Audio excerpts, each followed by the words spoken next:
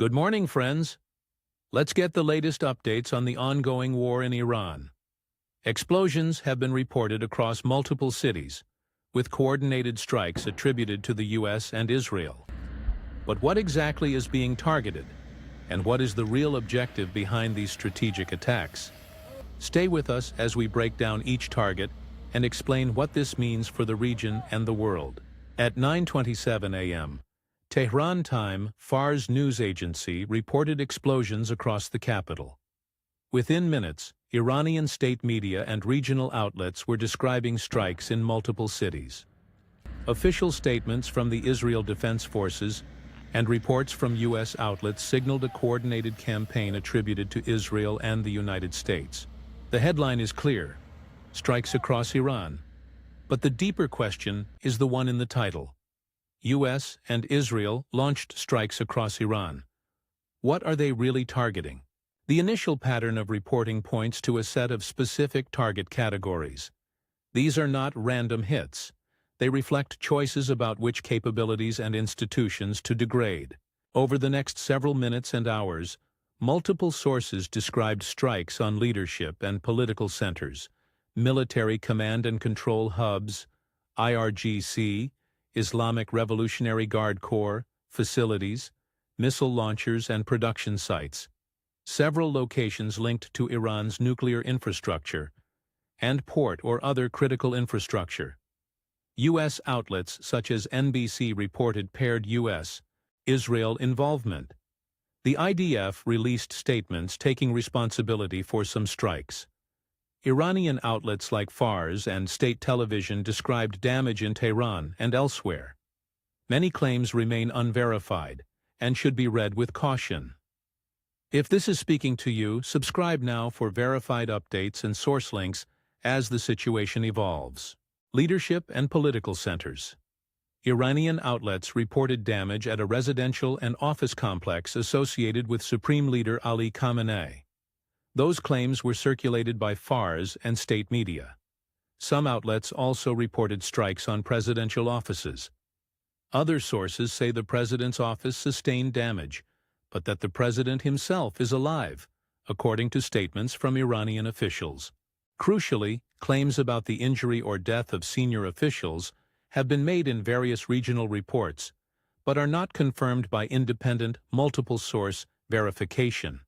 Treat any headline announcing a leader's death as unverified until corroborated by reliable international or multiple independent sources. Command and control and intelligence hubs. Several reports, including statements attributed to the IDF, point to strikes against C2 centers, command and control facilities that integrate intelligence, communications, and operational planning. Hitting C2, command and control, is tactically aimed at disrupting coordination, degrade the adversary's ability to see incoming threats, order launches, or direct ground and air assets in real time. Regional sources and anonymous officials quoted by international outlets described strikes on intelligence headquarters in Tehran and other population centers, consistent with a strategy to disrupt decision cycles.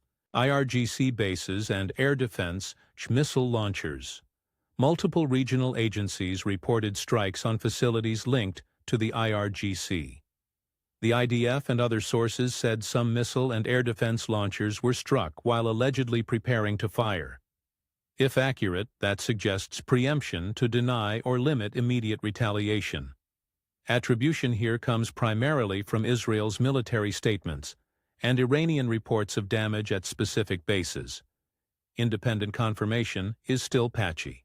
Missile production, storage, and logistics.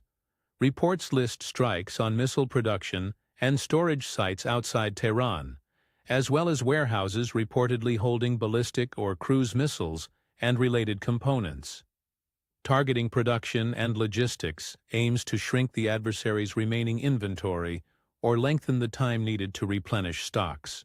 Several regional news agencies and unnamed Western officials cited by international outlets described hits on such facilities, but damage assessments and inventory losses remain unverified in open-source imagery or third-party confirmations. Nuclear-related sites. Natanz, Fordow, and the Bushehr complex, sometimes referenced with the local BER facility designation in regional reports, were named in various initial reports as struck or affected. These are highly sensitive claims. International monitors and authoritative agencies have not, at the time of reporting, confirmed reactor destruction or radiological release. Given the potential global consequences of nuclear damage, any assertion about reactor status should be treated as provisional until international monitoring bodies or multiple independent technical assessments confirm impacts. Ports, critical infrastructure, and U.S. assets. Regional reporting and statements from U.S. defense sources described strikes affecting port facilities and infrastructure in the Gulf, and also reported attacks against U.S. bases and assets. The U.S. Fifth Fleet's area and Al Udeid Air Base were named in several accounts.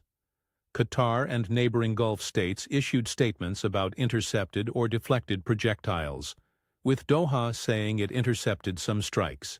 The Pentagon has made public statements about defensive measures and is investigating reported hits. Again, source attribution is crucial. State media, regional press, IDF, NBC, and U.S. defense statements form the patchwork of current reporting. Iranian response and regional ripple effects. Tehran launched a fast and large-scale response, according to multiple regional and Western sources, firing drones and ballistic missiles at Israel and at U.S. bases in the Gulf. Israeli civil defense measures were activated, airspace restrictions were reported, and airports across the region experienced disruptions, per aviation authorities cited by news agencies. Oman remained notably unstruck and has been reported by regional diplomatic channels to be serving as a mediator in back-channel efforts. These moves reflect both kinetic retaliation and a broader political signaling effort. So what is the strategic logic behind these target choices? Three related objectives appear most plausible. First, deny and degrade. Striking missile launchers, storage sites, and production nodes reduces the volume and immediacy of weapons Iran can bring to bear in subsequent hours and days. Destroying launch capacity while missiles are still in the ground or in transit prevents a larger salvo. Second, disrupt coordination. Targeting command and control and intelligence hubs complicates Iran's ability to coordinate a coherent military or hybrid response. Disabling communications and targeting centers buys time and reduces the likelihood of synchronized high-volume retaliation. Third, decapitation and deterrent signaling. Some reported strikes on high-level political or military centers point to an intent to intimidate or, in extreme cases, remove decision-makers who could order broader escalation. Claims about strikes on leadership compounds feed this narrative, but as already stated, reports of killed or incapacitated senior figures are unverified and must be treated cautiously. Even without leader removal, such strikes serve to send a strong deterrent message to Tehran and to regional audiences about the costs of escalation. What are the risks? Strikes that degrade capabilities can succeed tactically while simultaneously increasing strategic risk. Iran has sizable missile and drone reserves and may choose to expend them while they remain usable. Each attack and counterattack raises the threshold for miscalculation, especially if command nodes are degraded and centralized command gives way to more autonomous regional actors. Civilian disruption, regional economic impacts, and the chance of strikes crossing unintended boundaries are real and immediate concerns.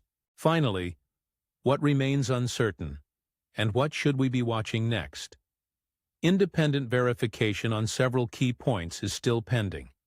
The precise status of any named leaders who were reportedly targeted, authoritative confirmation of damage at nuclear sites, and whether any radiological thresholds were crossed, and independent casualty counts. Satellite imagery, statements from international monitoring agencies, and corroboration from multiple independent news organizations will be essential to move claims from reported to confirmed. In short, The pattern of strikes described in current reporting suggests a focused campaign against missile capabilities, command and control hubs, and select political targets. Measures intended to degrade Iran's immediate strike capacity and to signal deterrence. But attribution, extent of damage, and the toll in leadership or infrastructure remain matters for verification. This is an evolving situation where early reports are plentiful, but confirmations are still scarce. Find our full list of sources and live updates in the description. Follow our channels for minute-by-minute coverage and links to primary reports so you can judge the evidence yourself.